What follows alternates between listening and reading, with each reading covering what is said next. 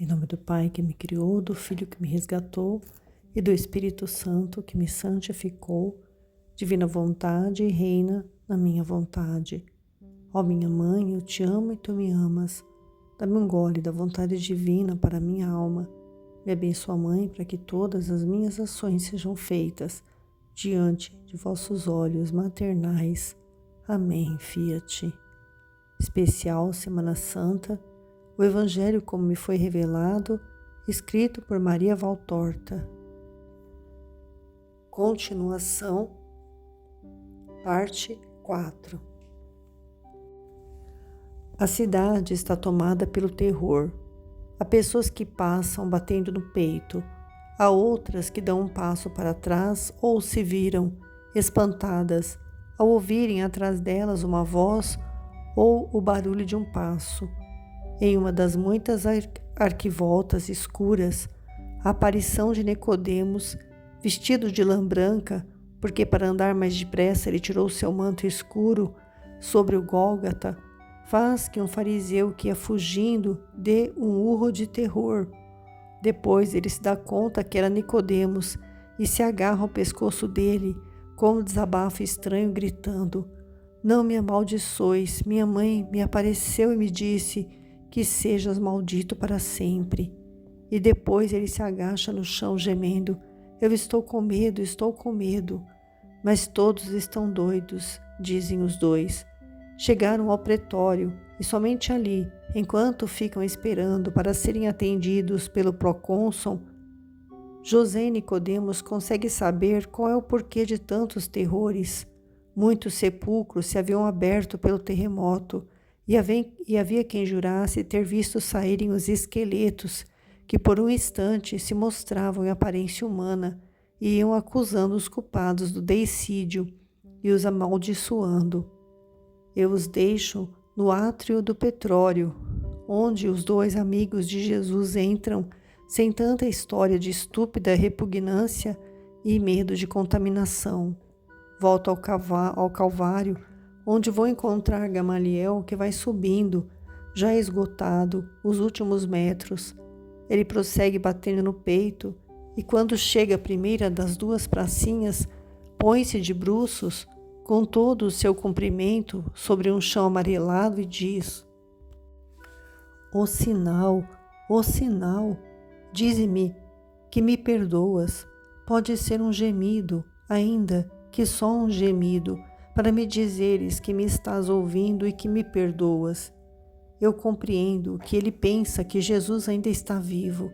Não percebe a não ser quando um soldado, tocando nele com a asta, lhe diz: "Levanta-te e cala-te. Não adianta. Devias ter pensado nisso antes. Agora ele está morto e eu, que sou pagão, te digo: este homem que vós crucificastes era realmente o Filho de Deus." "Morto, está morto, ó!" E Gamaliel, aterrorizado, levanta o rosto, procurando enxergar até lá em cima naquela luz crepuscular.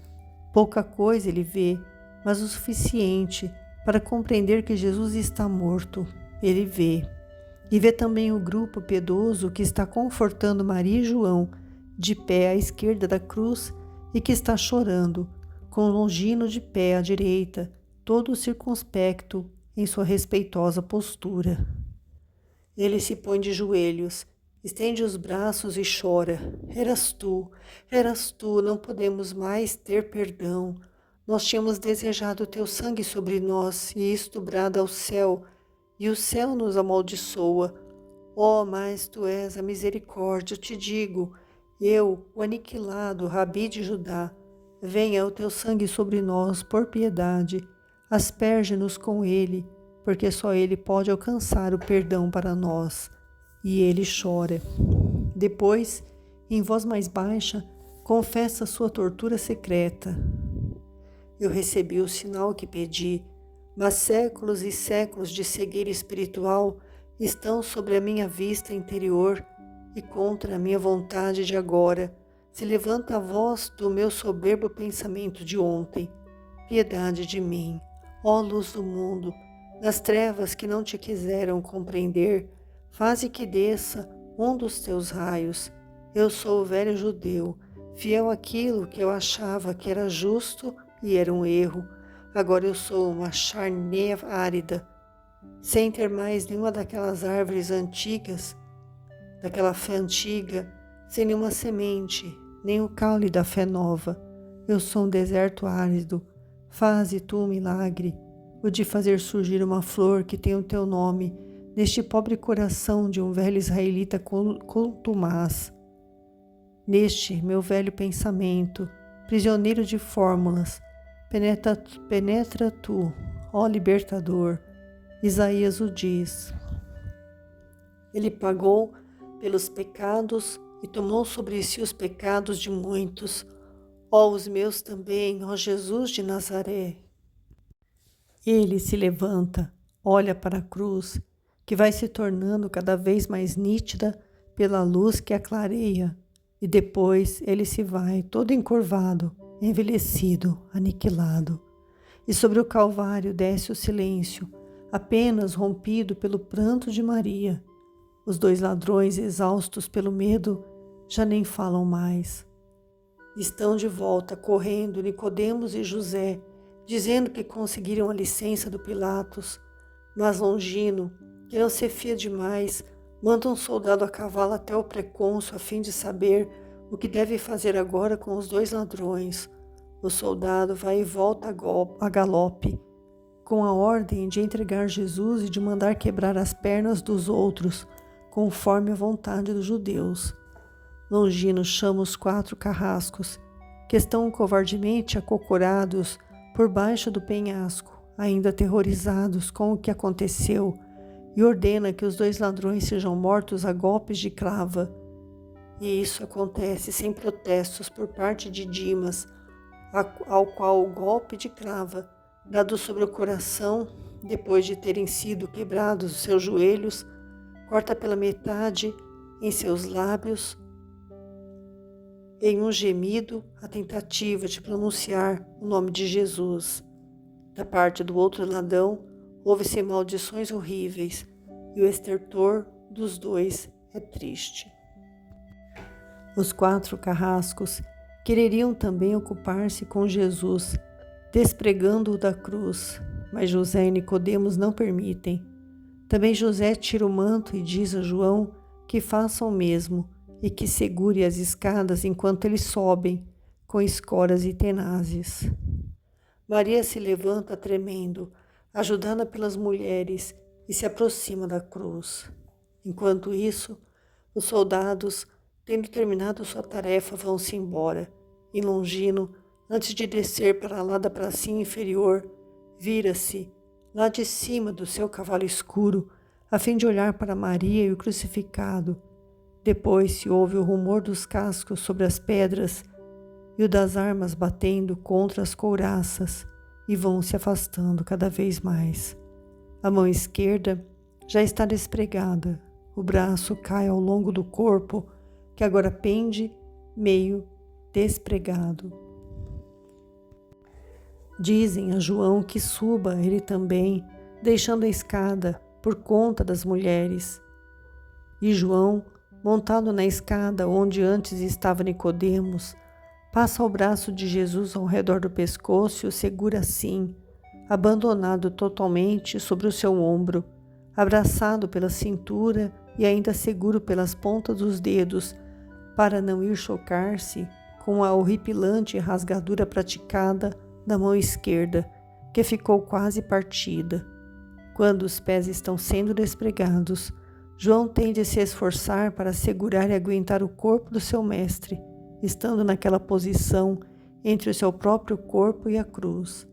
Maria, então, vai se pôr aos pés da cruz, sentada de costas para ela e assim pronta para receber ao seu Jesus no colo. Mas despregar o braço direito é mais difícil. Mesmo com todo o esforço de João, o corpo pende todo para a frente e a cabeça do cravo vai se afundando na carne. E como não quereriam feri-lo ainda mais, os 2, compadecidos, esforçam-se muito. Finalmente o cravo é agarrado pela tenaz e vai sendo tirado pouco a pouco. João continua a segurar Jesus pelas axilas, com a cabeça virada para suas costas, enquanto Nicodemos e José o pegam, um pelas coxas e o outro pelos joelhos, e com cuidado vão descendo assim das escadas. Tendo chegado ao chão, queriam colocá-lo no lençol que eles estenderam por cima de seus mantos, mas Maria o quer para si. Ela abriu o seu manto, deixando-o ficar pendurado de um lado, e está com os joelhos abertos o tanto que é preciso a fim de fazer um berço para o seu Jesus. Enquanto os discípulos se viram para dar-lhe o filho, a cabeça coroada torna a cair para trás e os braços ficam pendentes para a terra e deslizariam pelo chão com as mãos feridas se a caridade das caridosas senhoras não segurassem para não deixarem cair. Agora ele está no colo da mãe e parece um menino grande e cansado que está dormindo, todo abrigado sobre o seio materno. Maria o sustenta com o braço direito passado por detrás das costas do filho e o esquerdo por cima do abdômen para segurá-lo por baixo dos quadris. A cabeça está sobre o ombro materno e ela o chama com uma voz cheia de dor. Depois o tira de debaixo do ombro e o acaricia com a esquerda. Une e estende as mãos e, antes de cruzá-las sobre o colo, as beija e chora sobre as feridas. Depois lhe acaricia as faces, especialmente nos pontos em que estão lívidas e inchadas. Beija os olhos encovados e a boca que ficou levemente torcida para a direita e entreaberta. Ela quereria pentear-lhe os cabelos, como já lhe penteou a barba cheia de grumos secos de sangue, mas ao fazer isso, encontra os espinhos. Ela se espinha ao tirar aquela coroa, e somente ela é que o quer fazer, com a única mão que está livre, e afasta todos disso, dizendo: não, não, eu.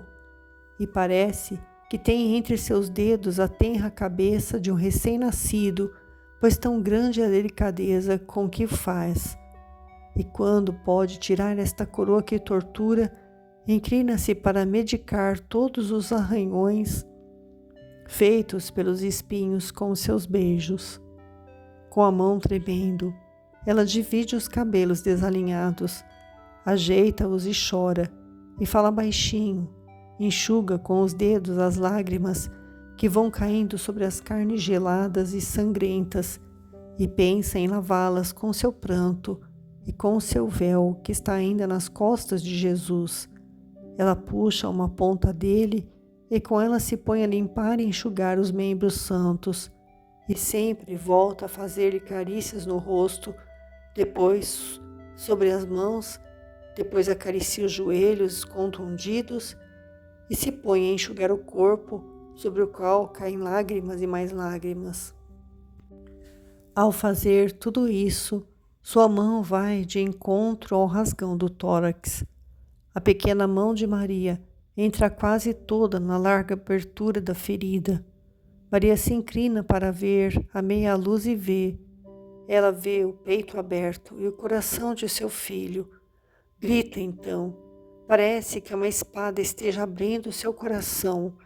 Grita, depois se debruça sobre o filho e parece morta também ela. Então a socorrem e a confortam. Querem tomar dela o morto divino. E esta grita: Onde te colocarei, que seja seguro e digno de ti? José, todo encurvado em uma inclinação reverente, com a mão aberta posta sobre o peito, diz: Conforta-te, ó mulher, o meu sepulcro está novo e digno de um grande.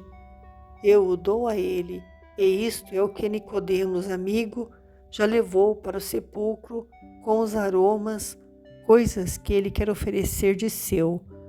Mas eu te peço, porque a tarde se avizinha, deixa-nos agir.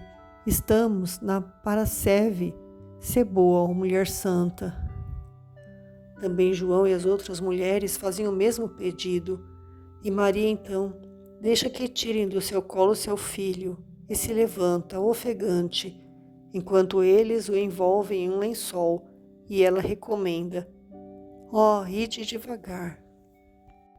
Nicodemos e João, do lado das costas, José do lado dos pés, levantam o corpo envolto não somente no lençol, mas apoiado também sobre os mantos que servem de liteira, e descendo ele se põe a caminho. Maria, ajudada pela cunhada e por Madalena, acompanhada por Marta, por Maria de Zebedeu e por Susana, que recolhem os cravos, as tenazes, a coroa, a esponja e o caniço, vai descendo para o sepulcro. Sobre o Calvário ficam as 3 cruzes, das quais a do centro está nua, e as outras 2 estão como seus troféus vivos, que estão morrendo. Continua em Angústia de Maria no sepulcro e unção do corpo de Jesus.